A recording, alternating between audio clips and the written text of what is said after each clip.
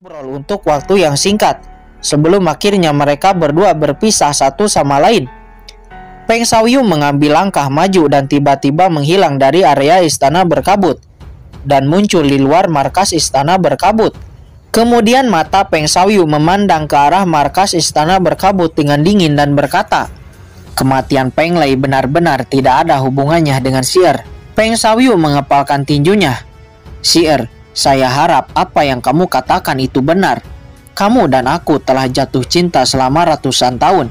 Saya tidak mengharapkan apabila akhirnya kita harus melawan satu sama lain," kata Peng Xiaoyu sebelum akhirnya dia menghilang dari sana.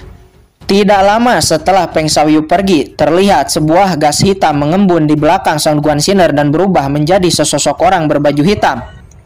"Jie, Kaisar Xuan Yuan itu sepertinya tidak mempercayamu lagi," kata pria berbaju hitam itu. "Apakah ini ada hubungannya denganmu? Apakah kamu yang telah membunuh Peng Lei di dunia Yu kuno?" kata Sun Guanxiner seraya mendengus dingin auranya menyebar keluar. "Untuk apa saya melakukan itu?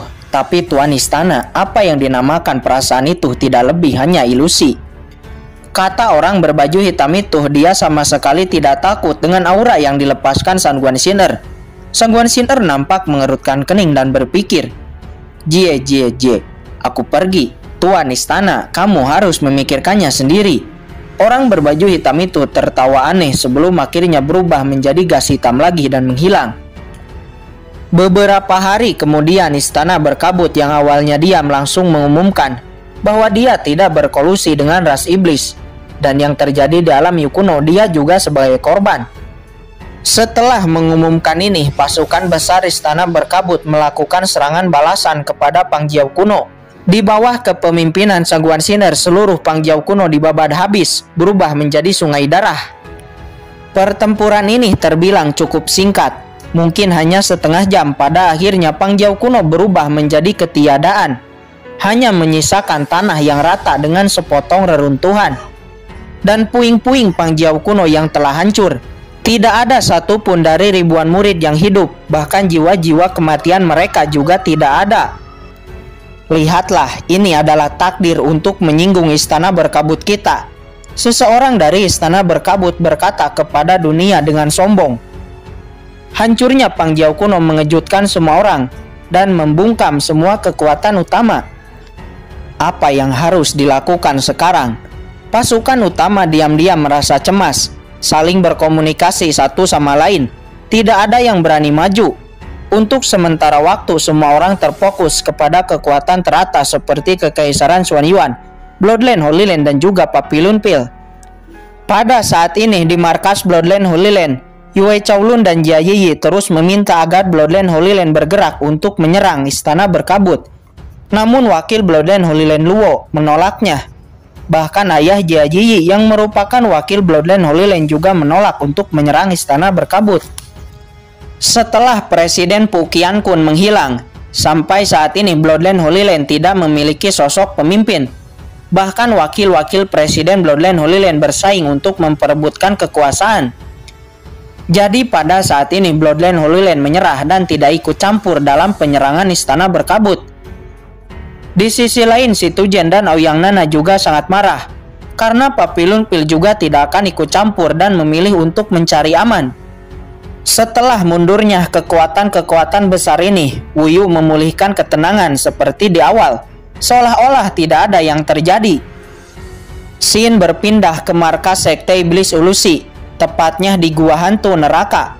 Terlihat seorang gadis cantik dengan memakai baju hitam duduk di kedalaman gua. Itu adalah Chen Sisi. Selembar kertas berisi berita tentang penaklukan istana berkabut diberikan kepadanya. Melihat berita-berita itu, Chen Sisi terkejut, hampir tidak mempercayainya. Penaklukan istana berkabut tidak membuahkan hasil apapun. Sebaliknya, reputasi istana berkabut malah semakin menakutkan di mata semua orang. "Sekarang kamu tahu mengapa saya tidak berjanji untuk menyerang istana berkabut." Suara dingin terdengar. Itu ternyata adalah Tuan Master Sekte. "Apa masalahnya?" kata Chen Sisi. Karena seni bela diri saat ini hampir sepertiga diam-diam telah dikendalikan oleh istana berkabut. Saya sangat tahu kekuatan menakutkan apa yang dimiliki Istana Berkabut. Bahkan hilangnya Presiden Bloodline Holy Land Pu Qiankun itu juga ulah Sangguan Sinner. Itulah mengapa Bloodline Holy Land tidak ikut campur, kata Master Sekte. Apa? Chen Sisi terkejut. Lalu Master Sekte, apakah menurutmu Istana Berkabut benar-benar berkolusi dengan ras alien? Kata Chen Sisi. Bukan sekedar benar, tapi itu memang faktanya. Istana Berkabut memang berkolusi dengan ras alien. Oleh karena itu, sekte ini tidak berpartisipasi dalam lelucon ini. Saya telah mengatakan semua rahasia ini kepadamu. Saya harap kamu dapat terus berlatih di sini. Kamu dapat bertahan sampai saat ini di gua ini, itu sangat bagus. Seperti yang diharapkan, sekte ini tidak salah memilih orang, kata Master Sekte. Kemudian sebuah cincin penyimpanan diberikan kepada Chen Sisi.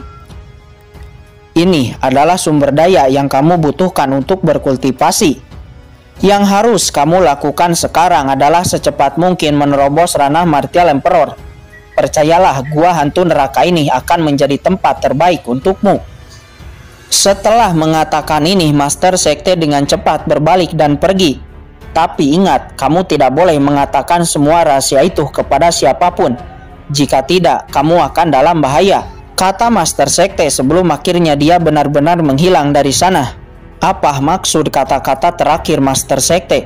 Mungkinkah di Sekte Iblis ini juga telah disusupi Istana Berkabut? Jika itu masalahnya, bukankah setiap tindakan akan diketahui Istana Berkabut? Gumam Chen Sisi sebelum akhirnya dia kembali mengerang kesakitan. Di gua ini, kekuatan 10.000 melahap jiwa terus-terusan menyerangnya. Semakin lama serangannya semakin kuat. Bahkan Chen Sisi hampir tidak bisa menahannya. Namun Chen Sisi terus berusaha menahan invasi kekuatan iblis itu tanpa sedikit pun terbayang untuk menyerah. Qin Chen, jangan khawatir, aku pasti akan pergi menemanimu ketika aku sudah membalas dendam untukmu. Tapi sebelum itu terjadi, saya tidak akan mati, dan tidak ada yang bisa membuat saya mati, kata Chen Sisi. Dia meraung di dalam hatinya. Scene berpindah pada saat ini di alam Yukuno. Setengah bulan telah berlalu. Selama setengah bulan ini, Qin Chen terus-menerus berlatih di turbulensi ruang dan terus menjalankan formula luar angkasa dari kucing hitam. Setelah kerja keras berulang kali, beberapa kali kulit Qin Chen bahkan terkelupas, namun Qin Chen terus bertahan.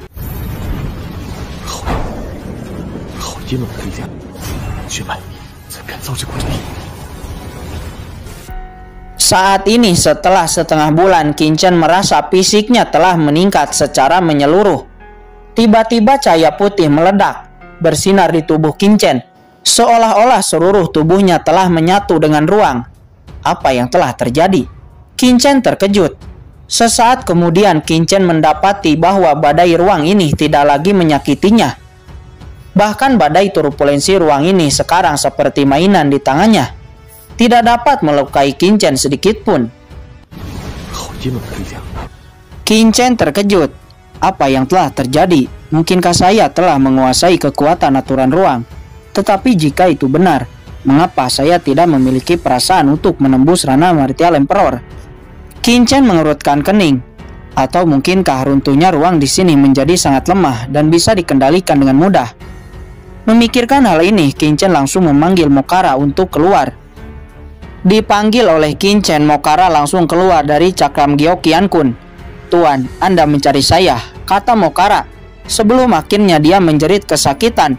Badai ruang seperti pisau tajam langsung mencabik-cabik tubuhnya. Melihat itu, Qin Chen dengan buru-buru mengirim Mokara kembali ke dalam cakram Gyo. Qin Chen mengerutkan kening. Pertahanan tubuh Mokara sebanding dengan ahli Martial Emperor tahap tengah. Tapi baru sedetik saja dia bahkan tidak mampu bertahan di runtuhnya ruang ini. Tapi Qin Chen bukan hanya bisa menahannya dengan mudah, bahkan dapat mengendalikannya. Qin Chen heran, hanya kucing hitam yang mengetahui alasannya. Ayo pergi dulu ke alam Yukuno. Segera Qin Chen membawa cakram giok dan melesat pergi. Sekarang runtuhnya ruang ini tidak lagi membahayakan Qin Chen. Qin Chen bisa terbang sesuka hati di bawah badai ruang ini. Sesaat kemudian, sebuah sosok monster merah besar muncul.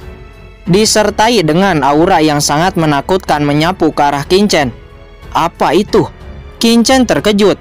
Rasa krisis muncul. Dia memiliki perasaan hanya dengan satu cakar monster itu Qingchen dapat dibunuh dengan mudah. Pergi. Qingchen segera melesat pergi, namun dia dihentikan oleh cakar monster itu.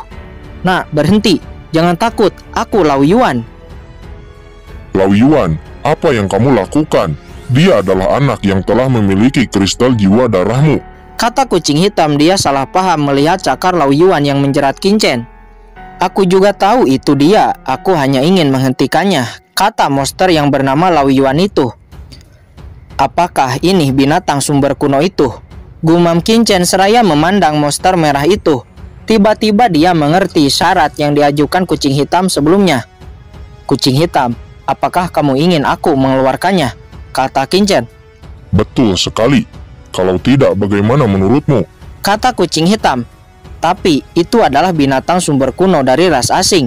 Jika saya membawanya keluar, maka umat manusia saya mungkin. Kata Qingchen. Jangan khawatir, Lao Yuan tidak sama dengan iblis itu. Dia tidak memusuhi manusia. Dan di zaman kuno dia tidak berpartisipasi dalam serangan kepada ras manusia. Sebaliknya Lao Yuan membenci ras iblis. Kata kucing hitam. Apakah kamu yakin? Kata Qingchen. Nah, kapan tuan kucing ini berbohong padamu? Qingchen nampak berpikir, jika monster ini membenci ras iblis, mengingat kekuatan monster ini, maka itu akan menjadi bantuan yang sangat hebat untuk ras manusia. Di saat itu kucing hitam melihat Qingchen dengan serius, lalu tiba-tiba terkejut. Lalu cakarnya yang bergetar tiba-tiba menunjuk ke arah Qingchen dengan tidak percaya. Kamu benar-benar telah menguasai ruang kekosongan. Kata kucing hitam dengan kaget. Apa? Maksudmu aku telah menguasai aturan ruang? Qingchen sendiri terkejut. Tapi mengapa aku sama sekali tidak menerobos ranah Martial Emperor? Kata Qingchen. Sial. Kucing hitam itu mendengus. Yang terbaik dari kekuatannya adalah aturan ruang. Tapi sekarang anak ini. Hei, ya benar. Mengapa kamu tidak menerobos ranah Martial Emperor? Kucing hitam juga terkejut. Qingchen memiliki dua kekuatan, dan dua kekuatan ini adalah level teratas. Jika dia ingin menerobos ranah Martial Emperor, dia harus menguasai kedua kekuatan ini, kata Lao Yuan. Saya mengerti. Selain kekuatan kultivasi ras manusia, kamu juga mengembangkan kekuatan kultivasi ras iblis. Maka jika kamu ingin menerobos, kamu harus menguasai kedua kekuatan ini, kata kucing hitam. Kamu menipuku. Qingchen kesal. Menguasai kekuatan kultivasi Kaisar 9 Surgawi ras manusia saja sudah sangat sulit. Lalu bagaimana dengan menguasai dua kekuatan kultivasi sekaligus? Bagaimanapun, kamu telah mengembangkan teknik dari dua benua dan memadatkan keduanya dengan sempurna. Ini pertama kalinya kucing hitam melihat ini. Nah, kamu harus berterima kasih padaku. Bayangkan, orang lain memasuki Tao dengan satu aturan dan menjadi ahli Martial Emperor. Tapi kamu memasuki Tao dengan dua aturan, dan keduanya adalah aturan tingkat atas. Akan seberapa kuat itu? Masa depan benar-benar tidak akan terbatas, kata kucing hitam. Xiao Hei benar. Anda memiliki dua aturan untuk memasuki Tao. Ini sangat langka. Pencapaianmu di masa depan bukan hal yang main-main.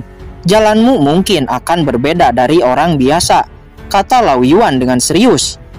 Xiao Hei. Namamu ternyata adalah Xiao Hei, kata Qingchen seraya menatap kucing hitam. Lao Yuan, apa yang kamu katakan? Aku Tuan Raja Kucing, kata kucing hitam. Hahaha, ternyata namamu Xiao Hei, kata Qingchen sambil tertawa. Karena semuanya telah terjadi, Qingchen hanya bisa menjalaninya. Sejak berlatih Kaisar 9 Surgawi, kesulitan terobosannya jauh lebih sulit daripada seniman bela diri biasa. Dan sekarang bertambah satu, menjadi 2 kali lebih sulit. Selanjutnya, binatang sumber kuno Lao Yuan dimasukkan ke dalam cakram Gyo Qiankun. Singkat cerita, di bawah pemimpin jalan kucing hitam, mereka telah sampai di sebuah gua. Qingchen terkejut, gua ini ternyata adalah tempat Qingchen menerobos, dan gua yang ingin Qingchen telusuri sebelumnya. Apakah ini pintu keluar? Kata Qingchen. Ya benar. Ini adalah saluran keluar. yang terhubung dengan benua Tianwu, kata kucing hitam. Dengan bimbingan kucing hitam, mereka semua memasuki cakram giok dan memasuki saluran itu. 3 hari kemudian di sebuah tempat di batas Yukuno, sebuah kekosongan merobek celah dan cakram giok Qiankun keluar dari sana. Sesosok juga keluar dari sana. Wuyu, aku akhirnya kembali, kata Qinchen. Sudah hampir setengah tahun Qinchen terjebak di alam Yukuno. Dalam setengah tahun itu pasti banyak hal telah terjadi. Oleh karena itu, Qinchen tidak akan menampakkan dirinya sebelum tahu betul situasi di Wuyu.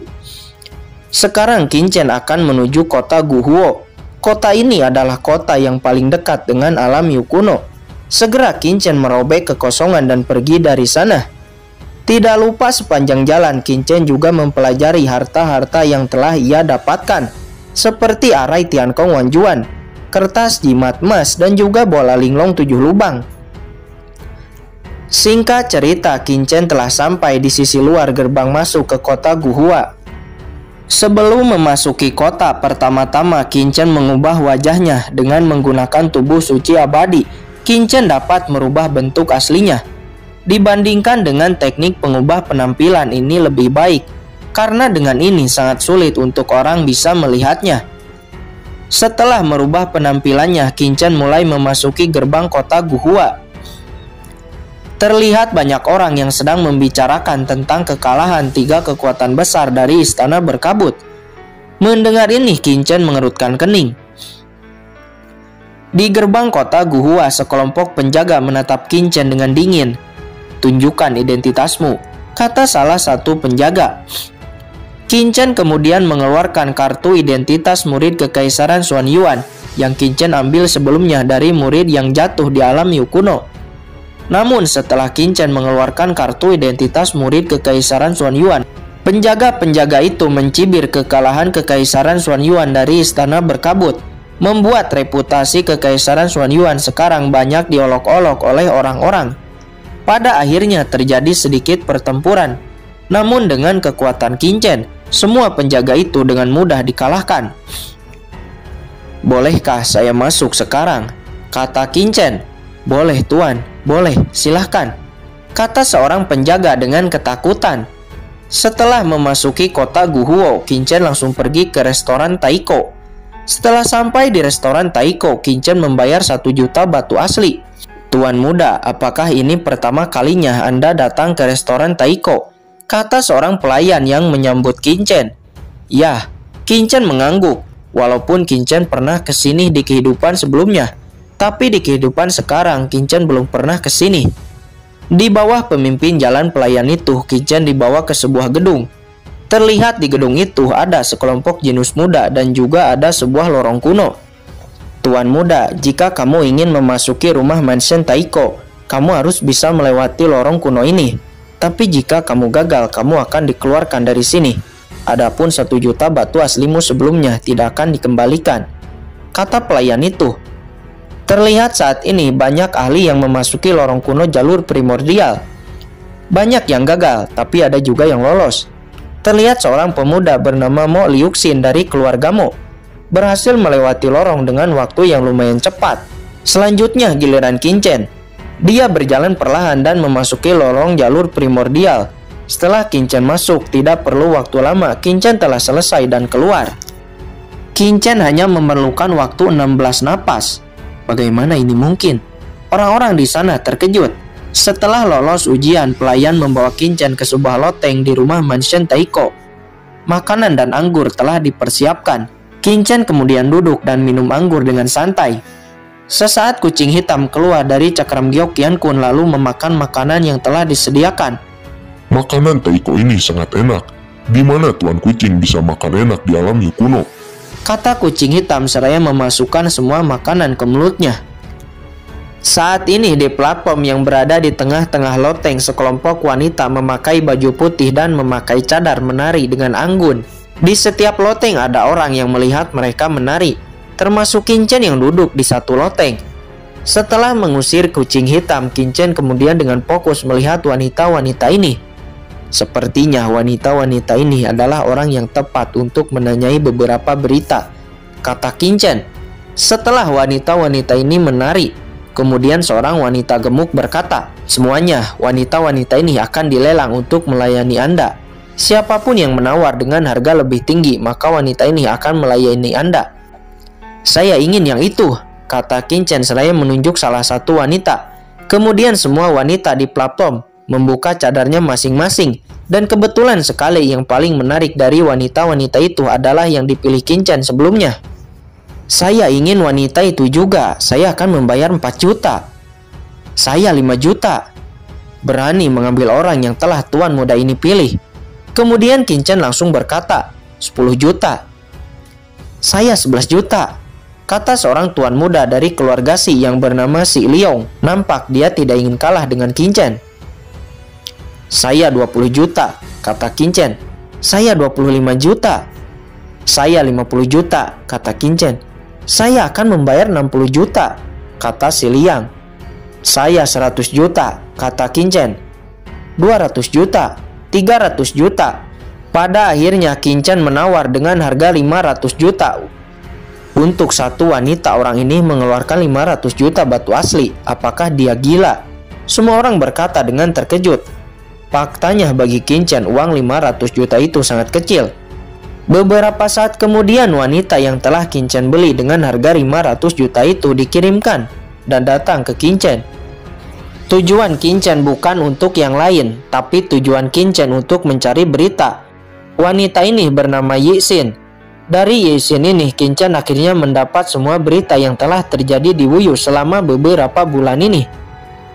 Qin-Chen telah terjebak selama 6 bulan di alam Yu kuno. Tanpa diduga, selama waktu itu telah banyak peristiwa yang terjadi di Wuyu. 3 kekuatan besar menyerang istana berkabut, namun hasilnya Kaisar Peng Xiaoyu melarikan diri dengan terluka. Sementara Pang Jiao kuno dan Qi Dian dihancurkan. Walaupun orang-orang tidak tahu, tapi Qin-Chen tahu ini pasti permainan Sang Guan Xiner dan Peng Xiaoyu yang diam-diam berkolusi dan menjebak kekuatan lain. Hancurnya Qi Dian dan Pang Jiao kuno itu seharusnya permainan Peng Xiaoyu. Adapun wakil Qi Dian Muxun itu seharusnya telah dilakukan kepemilikan tubuh dan menjadi boneka istana berkabut. Dalam sekejap Qin-Chen sudah memahami semua yang terjadi. Adapun Bloodline Holy Land, Qin-Chen mengira bahwa ada mata-mata istana berkabut yang diterapkan di Bloodline Holy Land. Jika ada kesempatan, saya akan datang ke Bloodline Holy Land untuk mencari tahu siapa mata-mata ini, kata Qin-Chen. Dari Yixin, Qin-Chen memahami seluruh situasinya. Qin-Chen menghela napas lega. Setidaknya Papillon Pill, Yu Qiansu, Chen Sisi, dan Jiruyu pasti masih aman dan baik-baik saja.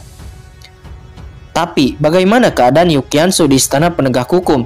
Hanya ada satu cara untuk mengetahui itu, yaitu dengan menangkap ahli dari istana penegak hukum atau istana berkabut, kata Qin-Chen. Selanjutnya Yixin dan Qin-Chen mengobrol sebentar, sebelum akhirnya ada seorang pria datang dengan marah-marah.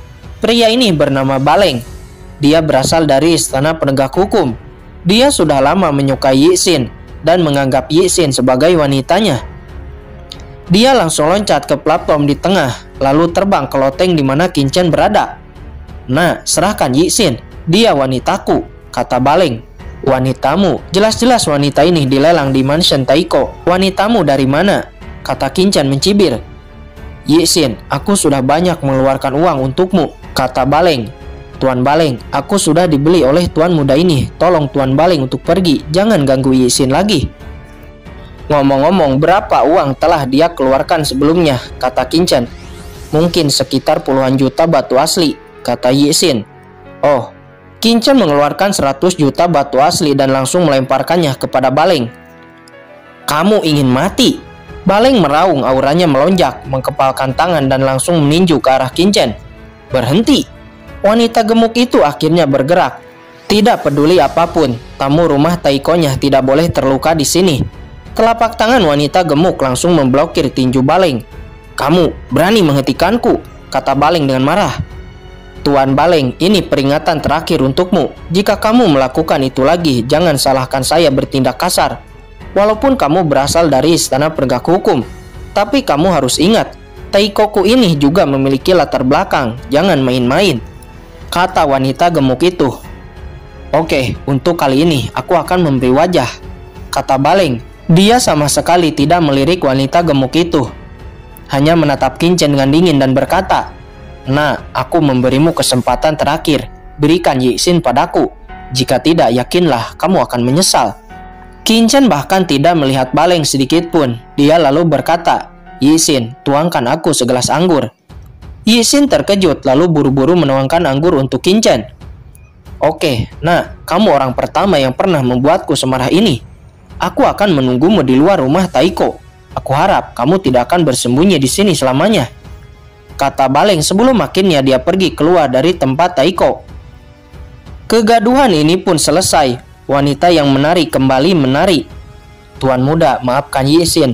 Karena Yi Xin kamu harus terlibat masalah dengan Baleng."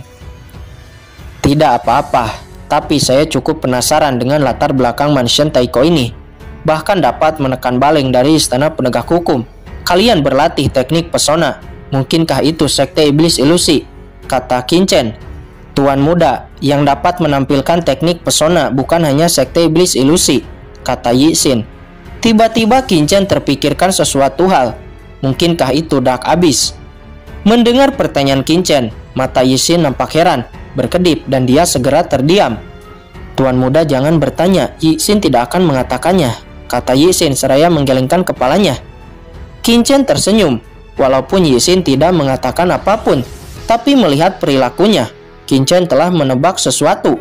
"Dark Abyss," gumam Qin Chen. "Ini adalah tempat yang belum pernah dia kunjungi dalam kehidupan sebelumnya." "Tuan muda, Baleng sekarang menunggumu di luar. Jika kamu mau, mansion Taiko ini memiliki jalan belakang untuk keluar," kata Yi Xin.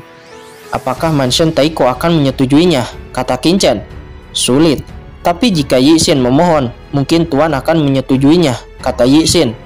"Kalau begitu, tidak perlu. Ngomong-ngomong, jika aku membunuh Baleng, apakah kamu akan baik-baik saja?" kata Qin Chen. "Apa?" Yi Xin terkejut. Dia tahu betul seberapa kuat Baleng. "Tuan muda, jangan bahayakan dirimu hanya karena Yi Xin." Setelah beberapa waktu mereka mengobrol, akhirnya waktu pesta telah selesai.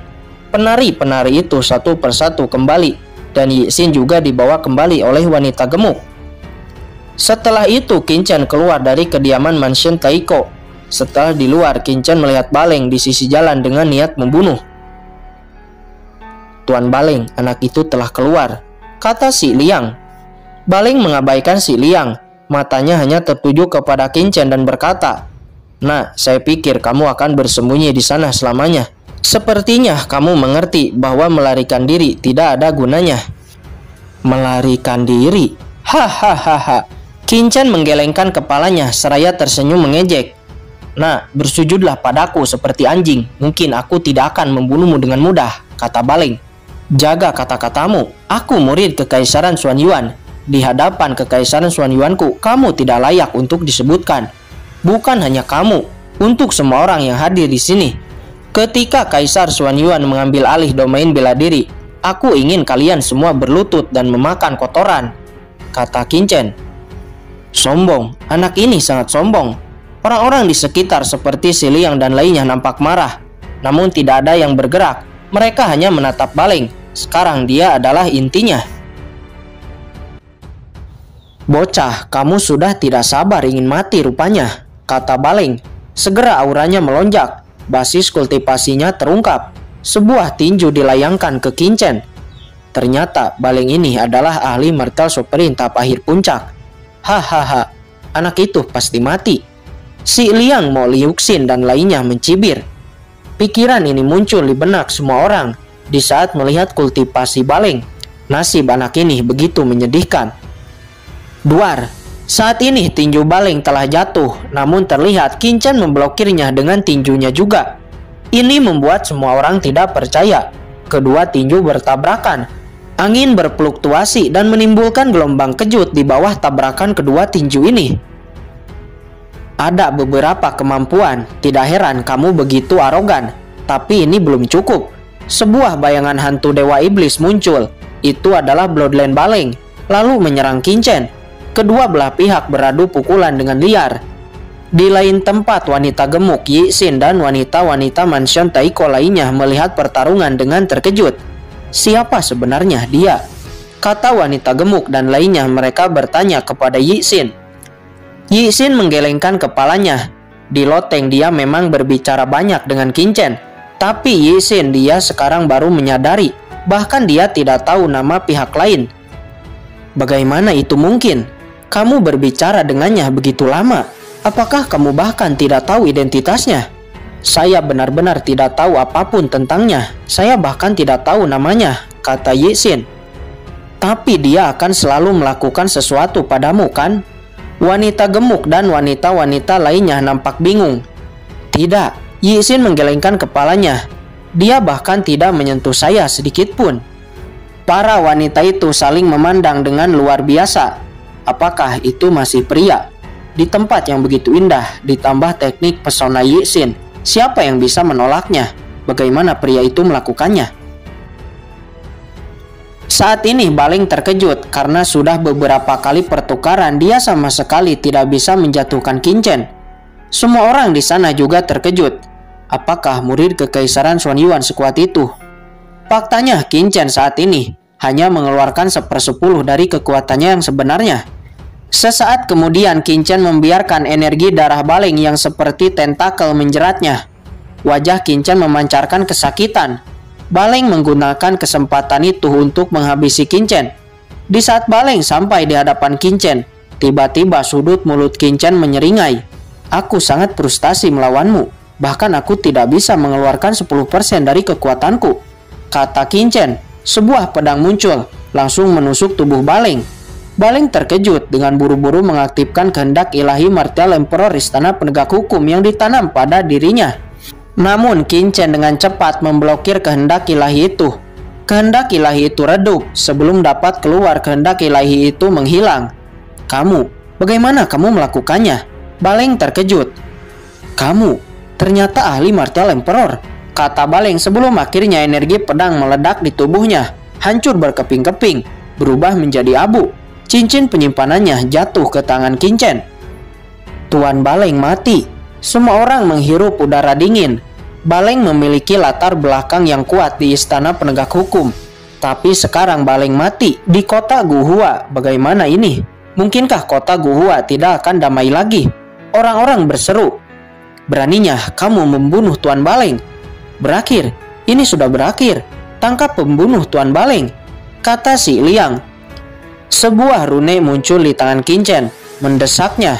Fluktuasi ruang muncul, langsung membawa Qin Chen ke dalam kehampaan. Hentikan dia. Si Liang naik ke langit dengan serangan telapak tangan ingin menghentikan Qin Chen. Namun tentu saja itu hanya sia-sia. Qin Chen benar-benar sudah menghilang dari sana, tanpa jejak sedikit pun. Sial, dia pergi. Sesaat kemudian 3 ahli Martial Emperor muncul dari kehampaan. Ketiga orang ini adalah leluhur dari 3 keluarga besar di kota Guhua.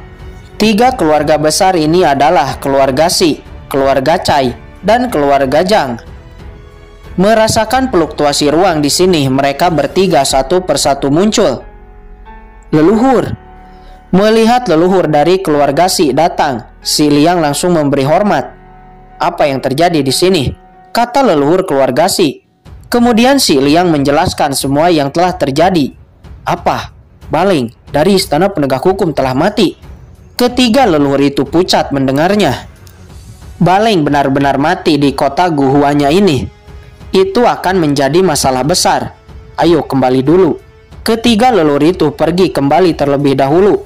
Ini bukan masalah kecil, harus diselidiki dengan hati-hati. Di rumah mansion Taiko, wanita gemuk itu mengerutkan kening. Kematian Baleng juga akan menimbulkan masalah bagi rumah mansion Taiko-nya. Yi Xin, saya akan mengirim kamu kembali terlebih dahulu. Jika tidak, saya khawatir kamu akan dalam bahaya, kata wanita gemuk itu. Setelah mendengar berita kematian Baleng, tim Istana Penegak Hukum yang ada di kota Guhua dengan cepat mendatangi 3 keluarga besar dengan marah.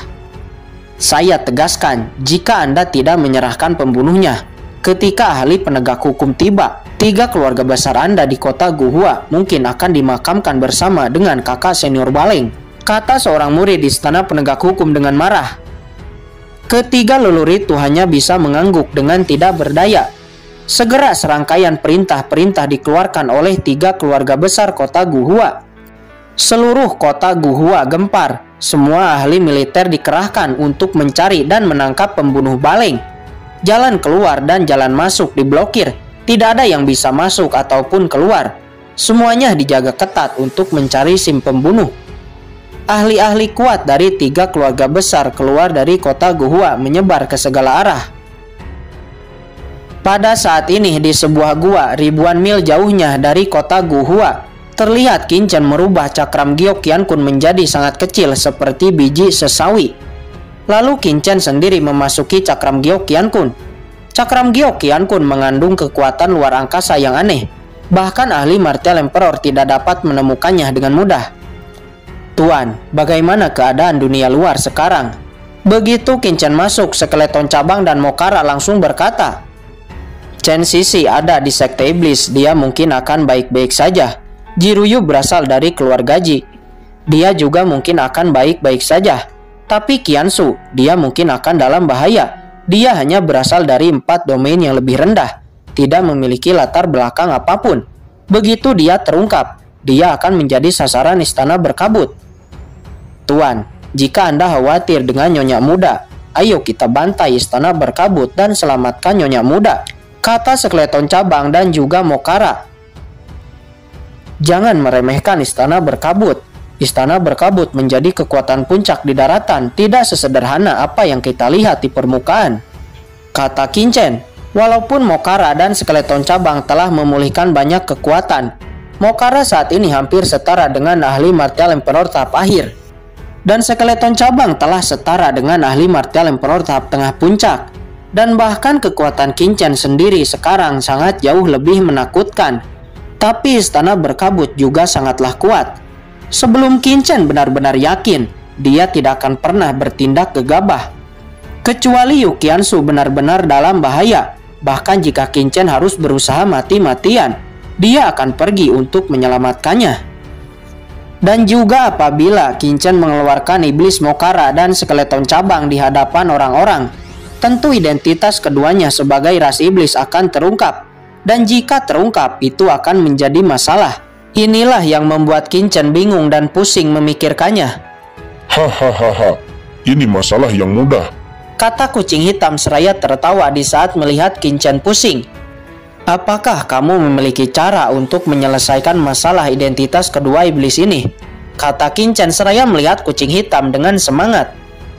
Ini bukan aku, tapi Lao Yuan, kata kucing hitam, cakarnya menunjuk ke arah binatang sumber kuno Lao Yuan. Yah, aku punya cara untuk menghilangkan aura iblis alien pada mereka berdua, kata Lao Yuan. Dia berkata sambil berbaring di sana. Binatang sumber kuno memiliki aturan asli dari ras iblis alien yang dapat dengan mudah mengubah napas ras iblis alien sehingga auranya dapat menyatu sepenuhnya tanpa ada yang menyadari. Selanjutnya sebuah ki darah mengalir keluar dari binatang sumber kuno. Ki darah ini berubah menjadi 2 awan darah lalu mengembun di depan skeleton cabang dan Mokara. Kalian berdua serap energi darah ini. Setelah menyerapnya, coba gunakan kekuatanmu, kata Lao Yuan. Skeleton cabang dan Mokara saling memandang satu sama lain sebelum akhirnya perlahan-lahan menyerap darah di depan mereka ke dalam tubuh. Setelah menyerapnya, Qin Chen terkejut mendapati bahwa aura iblis pada skeleton cabang dan Mokara telah menghilang sepenuhnya. Dan ketika Mokara dan skeleton cabang mengeluarkan kekuatannya, memang masih ada sedikit energi iblis. Namun energi sihir semacam ini hanya mirip dengan melatih kekuatan sihir, tidak seperti aura iblis. Luar biasa. Qin Chen sangat terkejut. Dengan ini dia dapat membawa Mokara dan skeleton cabang keluar dari cakram giok Qiankun dengan aman dan tanpa khawatir sedikit pun. Identitas mereka sebagai iblis tidak akan diketahui. Bisa berpura-pura sebagai manusia. Bentuk iblis keduanya juga berubah menjadi manusia. Tuan, bagaimana penampilan kami sekarang? Tidak buruk, kata Qin Chen. Tapi kalian harus berhati-hati. Itu menutupi kalian di permukaan. Jika sedang bertarung, kalian harus memperhatikannya, kata binatang sumber kuno Lao Yuan. Setelah mengatakan ini, dia segera tertidur lagi. Dia sudah disegel begitu lama. dan butuh banyak waktu untuk memulihkan kekuatannya. Tuan, mereka berdua sekarang bisa keluar. Lalu bagaimana dengan saya? Kata Gucang. Aku akan memberimu teknik penyamaran. Kamu bisa mempelajarinya. Kata Qingchen. Bagaimanapun Gucang adalah ahli kuat dari Kekaisaran Xuanyuan. Reputasinya juga lumayan terkenal. Setelah Gucang mendapat teknik penyamaran dari Qingchen, dia langsung mempelajarinya dengan semangat. Tuan, apa yang harus kita lakukan selanjutnya? Kita tunggu saja ketiga Baleng dibunuh. Seharusnya Istana Penegak Hukum akan mengirim ahli Martial Emperor untuk menyelidiki. Tujuan kita adalah untuk menangkap orang ini, untuk menanyakan kondisi Yukiansu, Jiruyu, dan juga tindakan Istana Penegak Hukum baru-baru ini, kata Qingchen. Xin berpindah kepada markas cabang Istana Penegak Hukum yang ada di sana. Apa yang kamu katakan? Seorang pria tua meraung dengan marah setelah mendapat kabar bahwa Baleng telah mati. Orang ini bernama Qi Xiong. Dia adalah orang di belakang Baleng. Dia adalah pemimpin dari cabang Istana Penegak Hukum di daerah ini. Di bawahnya beberapa murid dari Istana Penegak Hukum berlutut di lantai, menggigil dengan wajah pucat dan berkata, Tuan cabang Qi Xiong, kami juga mendapat kabar dari kota Guhua. Harap Tuan untuk meredakan amarah. Tidak mungkin. Baleng adalah muridku yang paling aku cintai. Dia menerima perintah untuk menghubungi 3 keluarga besar di kota Guhua. Di kota Guhua siapa yang berani membunuhnya? Belum lagi dia memiliki kehendak ilahi yang aku tanam, kata Qi Xiong dengan marah.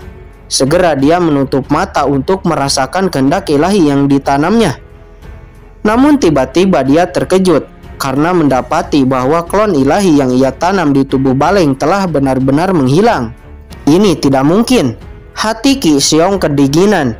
Klon ilahi yang ditanam ahli Martial Emperor akan keluar secara otomatis di saat berada dalam situasi hidup dan mati.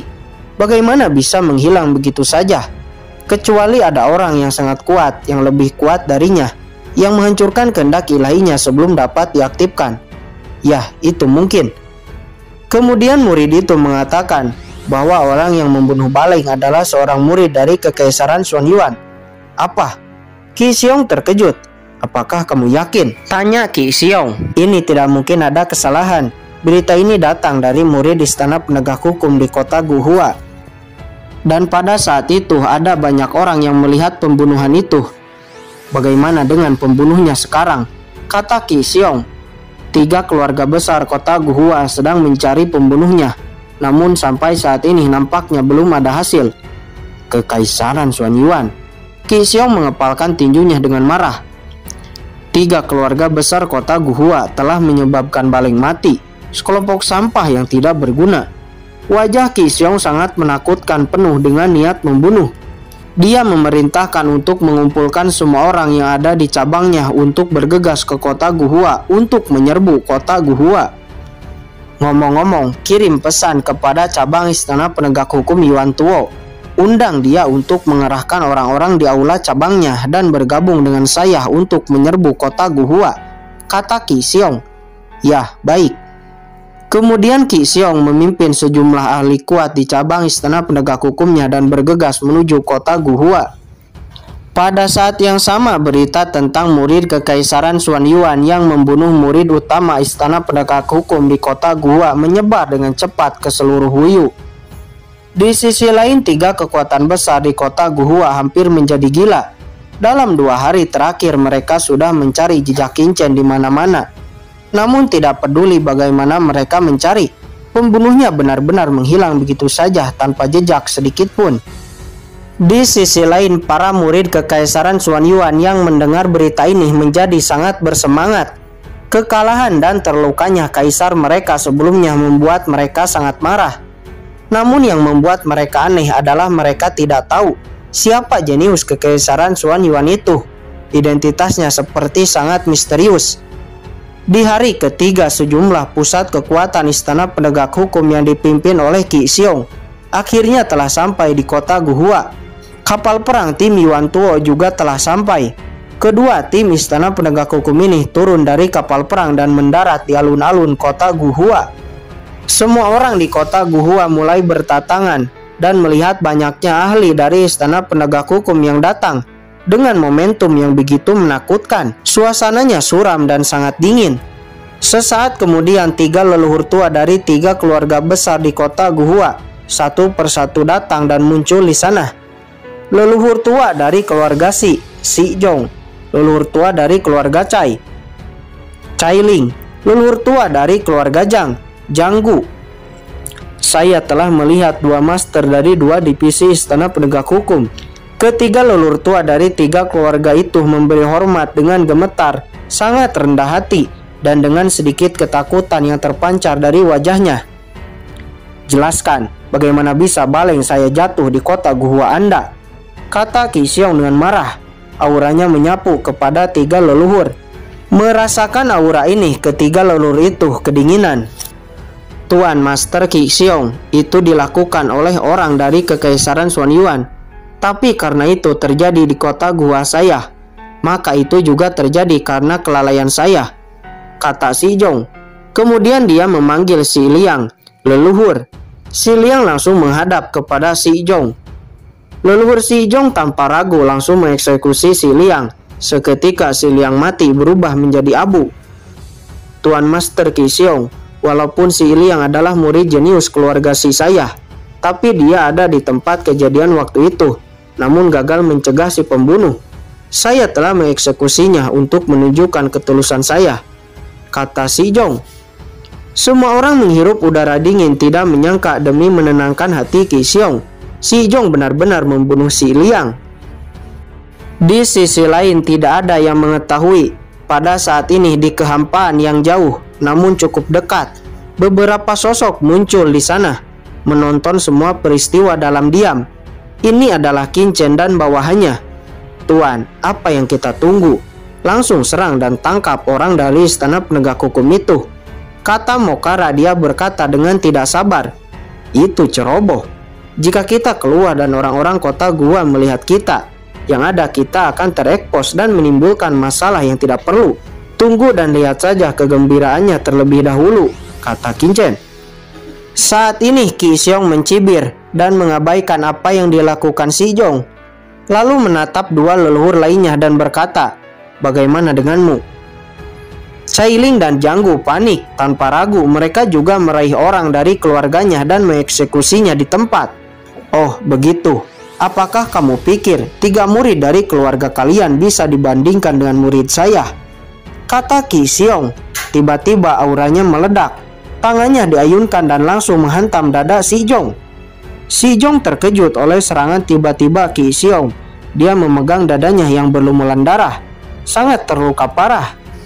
"Aku ingin kalian di 3 keluarga besar dikuburkan dengan muridku. Untuk menyelesaikan kebencian di hatiku ini, semuanya bunuh semua orang dari 3 keluarga ini, jangan sisakan satupun." Suara Qi Xiong bergema dan dia memberi perintah. Saat perintah ini jatuh, meledak, orang-orang istana penegak hukum bergerak. Yuan Tuo langsung melesat dengan tiba-tiba dan menghantam 2 leluhur lainnya, membuat kedua leluhur itu juga terluka parah. Dalam sekejap banyak ahli dari 3 keluarga itu berjatuhan, mati, mayatnya tergeletak di tanah. 3 keluarga besar yang sudah menguasai kota Guhua bertahun-tahun, sekarang sebenarnya sedang dibantai. Si Jong, Cai Ling, dan Jang Gu memandang Qi Xiong dan Yuan Tuo dan berkata, "Kenapa 3 kekuatan utama kami siap untuk berlindung pada Anda? Mengapa Anda memperlakukan kami seperti ini? Kami sudah tunduk untuk berlindung di bawah naungan istana penegak hukum. Tapi sekarang hanya karena jatuhnya 1 murid Qi Xiong, istana penegak hukum benar-benar membantai 3 keluarga besar mereka. 3 keluarga besar mereka dapat dianggap sebagai keluarga teratas pasukan tingkat kaisar yang bermartabat. Apakah begitu banyak orang tidak dapat dibandingkan dengan 1 murid istana penegak hukum yang kecil? Mengapa?" Qi Xiong dan Yuan Tuo mencibir mendengarnya, seolah-olah sedang menonton 3 badut. "Pasukan tingkat kaisar, apakah itu hebat? Di mata istana penegak hukum saya, 3 keluarga besar Anda hanyalah anjing. Dan anjing itu sekarang telah melukai tuannya. Tujuan membunuhmu adalah untuk memperingatkan kekuatan lain. Seekor anjing harus melakukan semuanya dengan baik. Jika sudah tidak berguna, Anda hanya bisa dibantai oleh pemiliknya, kata Qi Xiong dengan sangat arogan dan sombong. 3 anjing.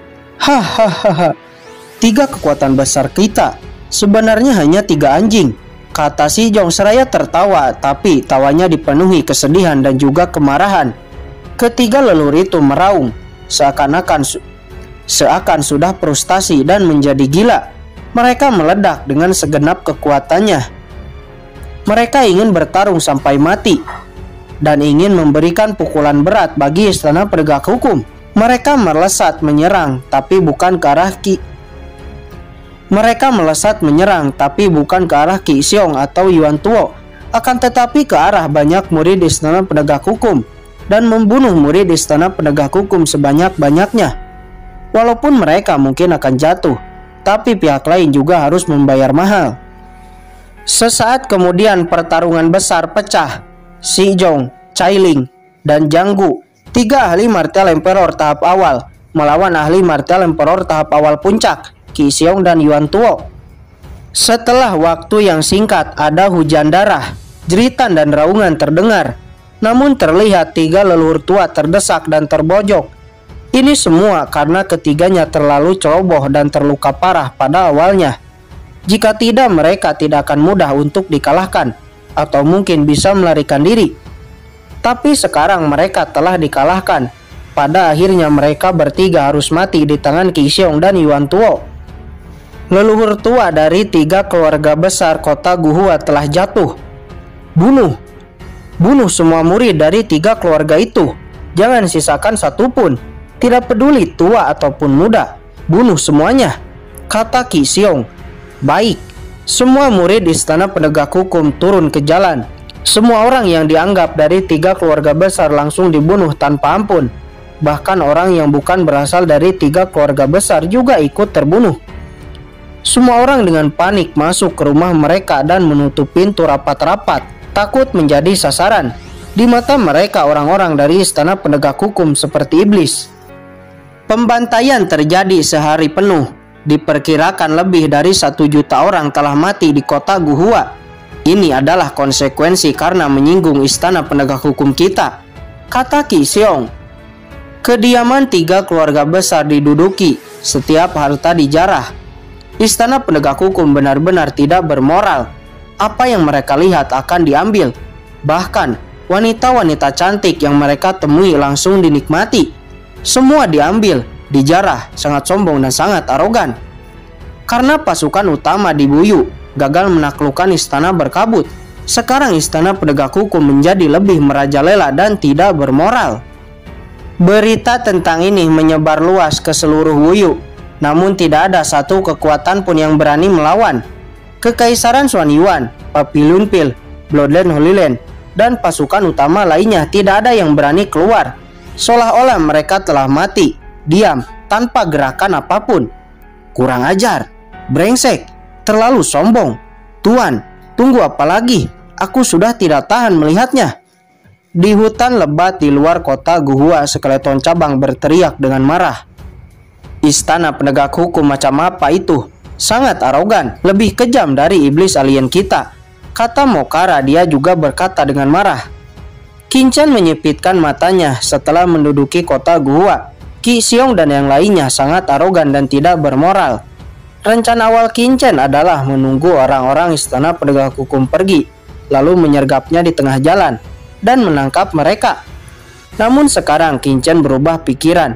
Qin Chen merasa bahwa tidak bisa membiarkan istana penegak hukum terus menjadi arogan seperti itu.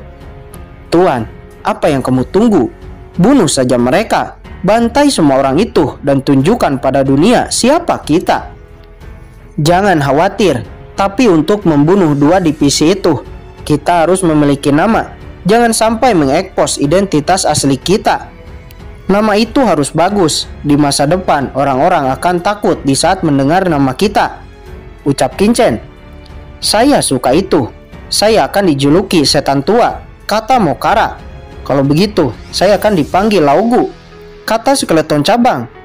Saya Chang Tian, kata Gucang. Mereka menamai nama mereka sendiri. Hahaha. Tiba-tiba kucing hitam tertawa.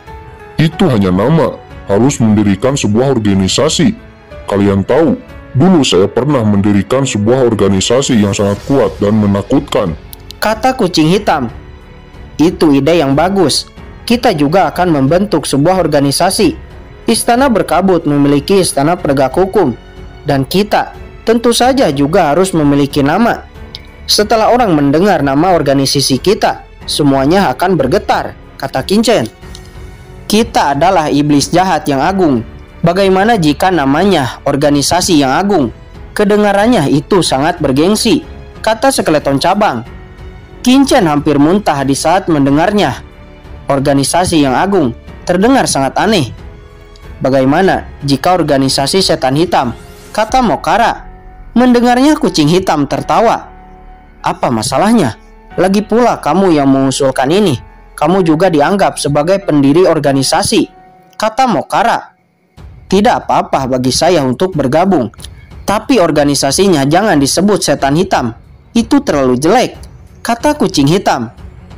Tujuan kita adalah untuk membunuh istana penegak hukum juga istana Berkabut dan mengembalikan dunia ke zaman keadilan, damai dan sejahtera. Maka dari itu organisasi ini saya namai organisasi Dao Surgawi, kata Kincen. Itu cukup bagus. Kucing hitam dan yang lainnya mengangguk dan setuju. Kalau begitu, ayo berangkat sekarang. Kincen dan lainnya langsung bergegas ke kota Guhua. Saat ini di kota Guhua penjarahan masih terus-menerus terjadi. Ya Tuhan, bisakah Anda datangkan malaikat untuk menghancurkan semua iblis dari istana penegak hukum ini? Terlihat seseorang meraung dengan ratapan yang menyedihkan. Ini domain bela diri. Mereka lebih jahat dari Dark Abyss kita, gumam wanita gemuk di rumah mansion Taiko. Melihat semua yang terjadi, dia menghela napas dalam. Untungnya rumah mansion Taiko-nya tidak dilecehkan karena memiliki status yang cukup istimewa. Saat ini di kediaman milik 3 keluarga besar nampak beberapa orang mengobrol dan tersenyum. Melihat barang-barang hasil jarahan mereka, itu adalah orang istana penegak hukum. Setelah mengambil harta-harta dari 3 keluarga besar, orang-orang istana penegak hukum dibagi menjadi beberapa tim. Setiap tim dipimpin oleh seorang kapten.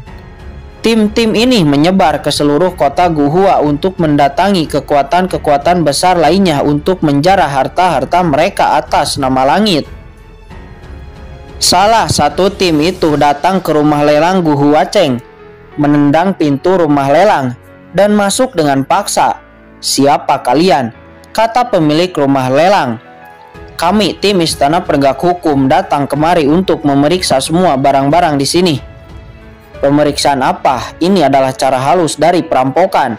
Pemilik rumah lelang mencibir, namun dia tidak bisa melakukan apapun. Pada saat ini, sebuah kekosongan robek di atas kota Guhua, dan 4 sosok orang muncul. 4 orang ini memakai topeng berwarna putih. Keempat orang ini adalah Kincen, Mokara, Skeleton Cabang, dan Gucang. "Gucang dan Skeleton Cabang, kalian berdua turun dan bunuh semua murid istana penegak hukum. Sedangkan Mokara dan saya akan tinggal di sini untuk mencegah 2 ahli Martial Emperor itu untuk melarikan diri," kata Kincen. Dia memberi perintah. "Baik Tuan." Segera Gucang dan Skeleton Cabang menyeringai, melesat dan menghilang. Setelah keduanya pergi, Kincen dengan cepat mengeluarkan bendera formasi lalu melemparkannya satu persatu dan diam-diam mengatur formasi besar di atas kota Guhua untuk mencegah Qi Xiong dan Yuan Tuo melarikan diri. Pada saat ini di rumah lelang nampak orang-orang istana penegak hukum telah membawa harta-harta yang ada di sana. Namun tiba-tiba sesosok bertopeng muncul di rumah lelang dan berhenti di depan orang istana penegak hukum. Melihat orang ini, kapten itu terkejut. "Kamu siapa?" kata kapten tim istana penegak hukum itu. "Siapa aku? Hahaha, tentu saja orang yang akan mencabut nyawamu," kata sosok bertopeng itu. "Dia sebenarnya adalah Gucang. Apakah kamu tahu siapa kami? Istana penegak hukum. Berani kamu memindahkan kami?" Kapten itu meraung, sebuah pedang hitam muncul dan langsung menebas ke arah Gucang. Di saat yang sama, murid istana penegak hukum lainnya juga menyerang. Serangan itu jatuh, namun Gucang sama sekali tidak terpengaruh. Sebaliknya, dia langsung melesat, meraih leher kapten itu, memutarnya. "Kamu siapa? Berani memindahkanku? Apakah kamu tidak takut dengan istana penegak hukum saya?" kata kapten itu.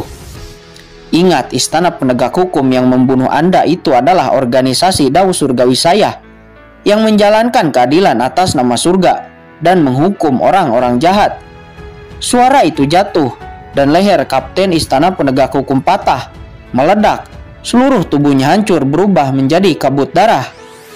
"Kapten sudah mati. Pergi, cepat pergi." Semua orang istana penegak hukum yang ada di rumah lelang berteriak dengan ngeri dan berhamburan dengan panik. Ada juga yang ingin memberi sinyal kepada orang istana penegak hukum lainnya. Namun sebelum bisa melakukan itu, dari tangan Gucang keluar cahaya hitam. Cahaya hitam ini langsung menembak setiap orang istana penegak hukum. Mereka bahkan tidak sempat untuk mengirim sinyal setelah cahaya hitam menembak sosoknya. Setelah cahaya hitam menembak, sosoknya langsung meledak dan hancur. Wow!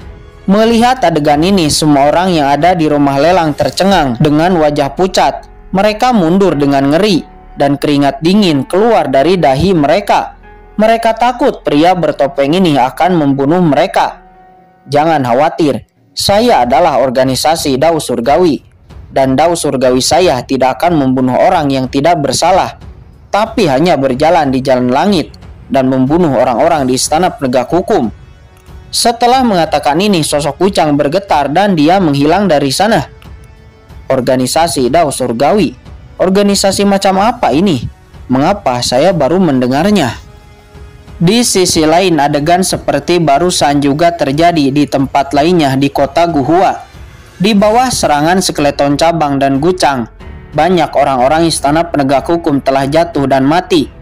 Dalam sekejap, ratusan orang istana penegak hukum telah berubah menjadi mayat. Gucang telah menyentuh ranah Martial Emperor tahap awal puncak, dan skeleton cabang telah setara dengan ahli Martial Emperor tahap tengah puncak. Terlalu mudah bagi mereka berdua untuk membunuh murid-murid istana penegak hukum yang notabene hanya ahli Martial Sovereign. Dalam sekejap mata, semua tim istana penegak hukum yang dikirim telah jatuh dan tidak ada yang selamat. Di saat yang sama, pada saat ini berita tentang sebuah organisasi bernama Dao Surgawi dengan gila-gilaan memenggal orang-orang dari istana penegak hukum menyebar dengan cepat ke seluruh kota Guhua. Pada akhirnya orang-orang di kota Guhua tidak ingin melewatkannya. Banyak ahli di kota Guhua seperti dari rumah lelang bergegas keluar dan menatap kediaman 3 keluarga besar dari kejauhan. Pemenggalan murid-murid di istana penegak hukum sebelumnya pasti hanya awal. Selanjutnya pasti ada pertarungan di level Martial Emperor. "Tuan, misi telah selesai."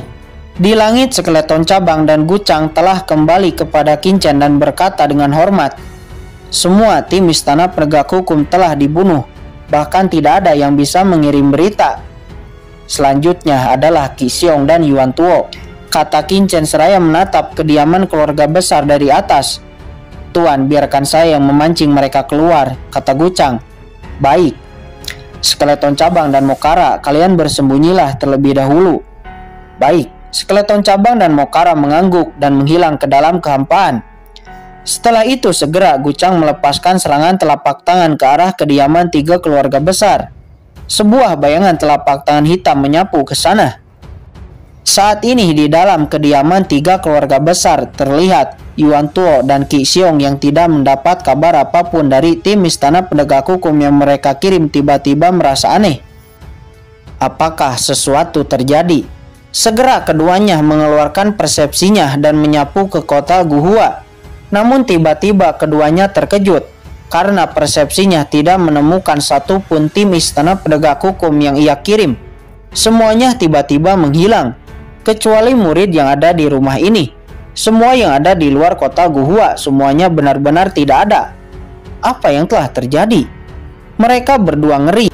Dan baru saja di saat mereka memikirkan hal ini, tiba-tiba, duar! Sebuah telapak tangan hitam menghantam rumah yang sedang mereka duduki. Rumah itu diledakkan. Bahkan ahli istana penegak hukum yang terlambat bereaksi, ikut meledak dan berubah menjadi abu. Siapa itu beraninya melakukan sesuatu kepada istana penegak hukum saya? Raungan keras terdengar. Qi Xiong dan Yuan Tuo, keduanya terbang naik ke langit dengan marah. Saya adalah organisasi Dao Surgawi, bergerak atas nama surga dan melenyapkan kejahatan, kata Qin Chen. Dia dan Gu Chang langsung melesat menjadi dua sinar cahaya dan langsung bertabrakan dengan Qi Xiong dan Yuan Tuo. Setelah itu terlihat Gu Chang langsung bertarung melawan Yuan Tuo. Kultivasi keduanya hampir sama, sama-sama ahli martial emperor tahap awal puncak, dan pertarungan mereka hampir seimbang. Tapi di sisi lain berbeda. Dengan satu tinju Qin Chen, Qi Xiong langsung memuntahkan darah. Apa? Qi Xiong terkejut, terhempas sambil muntah darah. Orang-orang yang melihat di sana terkejut. Itu hanya tinju, tapi Qi Xiong dari istana penegak hukum sebenarnya benar-benar terluka. Ini terlalu menakutkan. Qi Xiong adalah ahli martial emperor tahap awal puncak, yang bahkan mampu membunuh leluhur keluarga Xi dengan mudah. Tapi sekarang dia terluka parah hanya dalam satu pukulan. Siapa orang yang bertarung melawannya? Mungkinkah itu ahli martial emperor tahap tengah? Semua orang terkejut melihatnya. Kamu siapa? Qi Xiong sendiri sangat marah, namun matanya memancarkan jejak kengerian. Siapa aku? Tentu saja orang yang akan membunuhmu, kata Qin Chen. Tanpa basa-basi, tinju yang lebih kuat dari sebelumnya kembali dirilis lagi. Itu terlalu kuat. Dari mana organisasi Dao Surgawi ini berasal? Wanita gemuk dari rumah Mansion Taiko muncul. Dia menyaksikan pertempuran itu di langit. Dia tinggal di Mansion Taiko dengan latar belakang yang dalam dan tahu banyak tentang kekuatan yang ada di dunia. Tetapi dia belum pernah mendengar tentang organisasi Dao Surgawi. Itu tampaknya muncul begitu saja yang cukup mengejutkan. Saat ini di bawah serangan Qin Chen, Qi Xiong kembali terluka lagi dan lagi. Apa? Serangan orang ini sangat menakutkan. Tapi aneh, saya selalu merasa, walaupun serangannya menakutkan, basis kultivasi orang ini sangat rendah. Mungkin setengah langkah martial emperor. Tapi mengapa dia begitu kuat? Gumam Qi Xiong. Sementara Qin Chen terus menyerang, tapi serangan-serangannya tidak untuk membunuh Qi Xiong, karena tujuannya adalah untuk menangkap Qi Xiong hidup-hidup. Selanjutnya Qi Xiong meraung. Bloodline Raja Barbar miliknya dirilis, dikombinasikan dengan telapak tangan. Telapak tangan berdarah melesat bergegas menuju Qin Chen. Hei, nampaknya telapak tangan berdarah itu mengandung kekuatan dari ras iblis alien, kata Qin Chen. Awalnya dia ingin menghindari serangan ini, tapi setelah mengetahui itu dia berubah pikiran, lalu menggunakan tubuhnya untuk menahan serangan Qi Xiong. Apakah anak ini gila? Di bawah serangan mematikanku, dia sebenarnya ingin menggunakan tubuhnya. Hahaha, tapi itu bagus. Qi Xiong meningkatkan kekuatan serangannya, dan duar, telapak tangan berdarah itu menghantam dada Qin Chen. Kekuatan hebat menyapu tubuh Qin Chen, namun terlihat itu ditahan oleh tubuh Qin Chen. Dengan tubuh suci abadi dan tubuh luar angkasa, serangan ahli martial emperor tahap awal puncak seperti Qi Xiong tidak bisa menyakiti Qin Chen sedikit pun. Melihat serangannya telah jatuh dengan kuat ke dada lawan, tapi lawan sama sekali tidak terluka. Mata Qi Xiong buram, bahkan hampir pingsan. Apakah orang ini monster? Di bawah seranganku barusan, martial emperor tahap awal, bahkan martial emperor tahap tengah, pasti akan terluka. Tapi orang ini benar-benar baik-baik saja. Ini seperti neraka. Aku tidak percaya. Segera Qi Xiong melayangkan serangan telapak tangan berdarah lainnya. Duar, duar, duar. Serangan itu kembali mendarat di tubuh Qin Chen. Namun terlihat Qin Chen masih baik-baik saja, tidak terluka sedikit pun. Mustahil. Qi Xiong kaget dan hampir menjadi gila. Bagaimana ada orang dengan pertahanan semenakutkan itu di dunia ini? Qi Xiong kedinginan, keringat dingin mengalir, sangat ketakutan. Pertarungan macam apa ini? Di bawah kekuatan penuhnya, dia bahkan tidak bisa menghancurkan pertahanan lawan. Jika pertarungan dilanjutkan, di mana dia bisa menang? Aneh, kekuatan ras iblis alien dikombinasikan dengan kekuatanmu sendiri. Bagaimana kamu melakukannya? Kata Qin Chen. Bagaimana kamu tahu? Kata Qi Xiong. Dia bahkan lebih terkejut menatap Qin Chen dengan ngeri. Bagaimana bisa pihak lain tahu bahwa dia telah berlatih teknik ras iblis alien? Wush! Qi Xiong terbang ke langit, berlari, dan ingin melarikan diri. Dia dikejutkan oleh penampilan Qin Chen, dan dia bahkan tidak memiliki keberanian untuk melawan Qin Chen. Pada saat ini hanya ada satu pikiran di benaknya, yaitu pergi dari sini. Yuan Tuo, ayo pergi! Teriak Qi Xiong kepada Yuan Tuo. Kemudian dia merobek kekosongan, masuk ke dalamnya dan melarikan diri. Di sisi lain melihat itu, Yuan Tuo dengan buru-buru meninggalkan pertarungan dengan Gucang, lalu melesat masuk ke dalam kekosongan dan juga melarikan diri. Tuan Qi Xiong, Tuan Yuan Tuo. Di bawah orang-orang istana penegak hukum yang masih tersisa panik melihat kedua pemimpinnya melarikan diri sendirian. Mereka juga dengan buru-buru mengikuti jejak keduanya dan buru-buru melarikan diri. Ingin pergi. Qin Chen mencibir, langsung mengaktifkan bendera formasi yang diatur sebelumnya. Bendera formasi ini berubah menjadi susunan cahaya yang mengerikan, menyelimuti orang-orang dari istana penegak hukum dan meledakannya. Seketika semua orang yang tersisa dari istana penegak hukum berubah menjadi kabut darah. Tidak ada yang bisa melarikan diri, semuanya mati. Hanya Qi Xiong dan Yuan Tuo yang berhasil melarikan diri. Namun ini juga termasuk rencana Qin Chen. Mereka berdua tidak akan bisa melarikan diri dari Qin Chen. Di bawah, semua orang kota Guhua memandang Qin Chen dan Gucang dengan bersyukur. Namun mereka juga sedikit ketakutan, karena mereka tidak tahu asal-usul organisasi Dao Surgawi ini, dan takut akan dibunuh juga. Qin Chen melirik semua orang dan berkata, "Semuanya tenanglah, organisasi Dao Surgawi saya akan bertindak untuk surga dan membela keadilan. Organisasi ini diturunkan dari zaman kuno. Adapun Qi Xiong dan Yuan Tuo, mereka berdua juga akan diadili."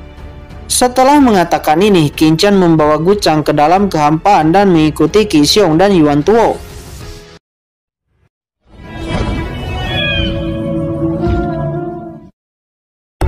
Oke guys, sudah dulu ya. Jangan lupa subrek biar lanjut terus ceritanya.